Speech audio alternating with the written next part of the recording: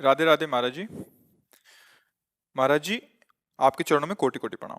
महाराज जी, 14 वर्ष की आयु से कुसंग के कारण गलत क्रिया सब सीखने के कारण लंबे समय तक हस्तमैथुन किया व अब बिना इस क्रिया को किए बगैर पेशाब के रास्ते धातु वीर्य हाँ, निकलता रहता है, जिस अभ्यास कारण जीव हर बच्चा, अभ्यास अभ्यास गलत अभ्यास या अच्छा अभ्यास।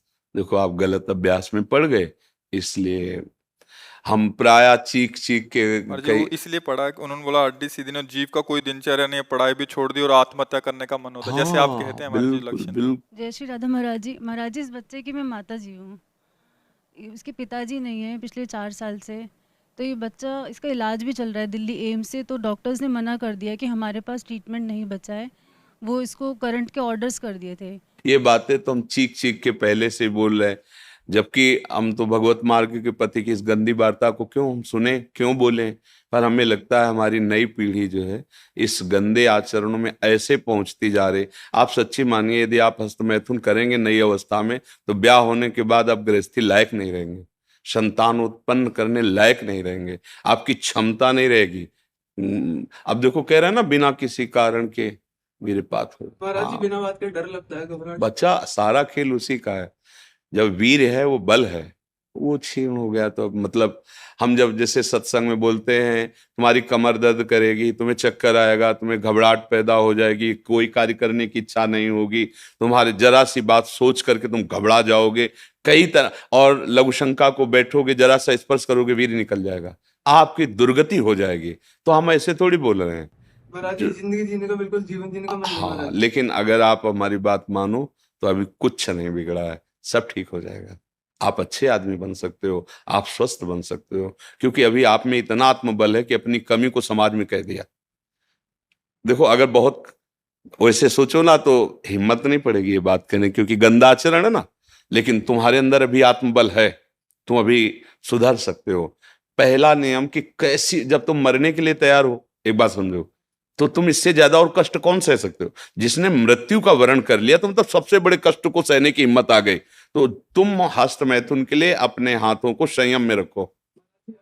दूसरी बात, थोड़ा सा चलना फिरना, व्यायाम, ऐसा कुछ शारीरिक करो जिससे श्रम हो। अगर तुम्हारे शरीर में थोड़ी भी सामर्थ्य है तो सुबह सुबह जैसे ब्रह्म मुहूर्त 4 बजे उठो। इसके साथ अब राधा नाम जप करो। थोड़ा सत्संग सुनने का समय रखो, 20 मिनट 30 मिनट सत्संग सुनो, और उठते बैठते चलते फिरते राधा राधा राधा राधा। केवल व्यायाम बुद्धि को शुद्ध नहीं करेगा, वो तो शरीर को पुष्ट करता है। लेकिन जो आपकी स्मृति में बैठ गया है कि जनेंद्रिय जनित सुख, उसको हटाने के लिए तो नाम ही है, दूसरा कोई बल नहीं है। महाराज जी, अब कोई गंदी चीज नहीं सोचता, मैं बिल्कुल माइंड प्योर है मेरा। जो गंदे अभ्यास में नहीं है उनका मन अब परेशान करता है। फिर तुम ऐसे सिद्ध हो गए कि तुम्हारा मन स्मृति सुन, फिर परेशानी क्या, मरना क्यों चाहते हो। नहीं महाराज जी, मेरा वो वीर्य निकलता है पेशाब के साथ। फिर मतलब क्या रहेगा, जब स्मृति शांत है तो वीर क्यों निकलता है। अभी तुम बच्चे हो, समझ नहीं पा रहे जो हम कहना चाहते हैं। कहीं ना कहीं हाँ, कहीं ना कहीं मन हमारा अभी ठीक नहीं है, हमारी स्मृति अभी ठीक नहीं है। हमारी बात मान लो, राधा राधा कहने में तुम्हें कोई परेशानी रहेगी क्या। आज से मित्र मान के, हमें दोस्त मान के, जैसे आपने बताया। मैं आपको ही सब कुछ मानता हूँ। हाँ ठीक, मान लिया, पर हमारी बात मान लो, तब मान लिया कि हाँ आप हमको मानते हो। राधा राधा राधा राधा राधा, सब श्री जी के नाम में अपार सामर्थ्य है। 2-4 दिन करके ऊब मत जाना कि हम 4 दिन से राधा नाम जपा, बंद नहीं हुआ।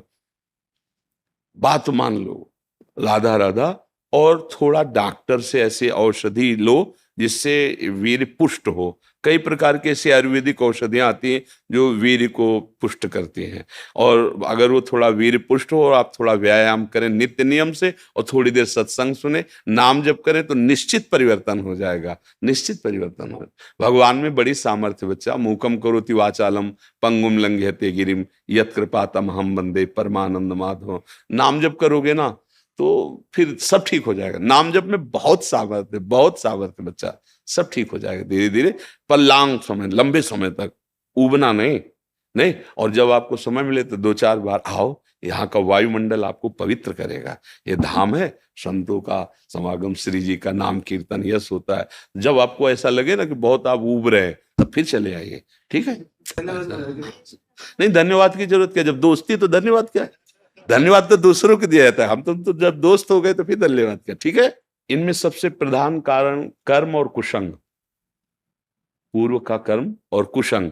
मानो पूर्व का कर्म अच्छा होता तो संग अच्छा मिल जाता, पूर्व का कुसंग मिल जाने के कारण ऐसे। लेकिन अभी कुछ नहीं बिगड़ा, तू चिंता मत कर। सबसे बिगड़नी बात होती दुर्गति, और वो अब होगी नहीं। मेरी बात याद कर लो, तुम हमारे सामने आ गए हो, हमने कहा तुम राधा जपो, वृंदावन आ गए हो, तो फाइनल वाली किताब जो जांची जाएगी ना, तो नंबर अच्छे आएंगे, चाहे तुम बिल्कुल पढ़ो मत। अच्छा, आखिरी बनना ही तो सब बनना होता है, हम उसी बनाने के लिए बैठे हुए हैं। जब हमने कहा कि आप हमारे दोस्त हैं, हमने कहा आप राधा नाम जप कीजिए, तो आप फाइनल के लिए बिल्कुल प्रसन्न हो जाइए।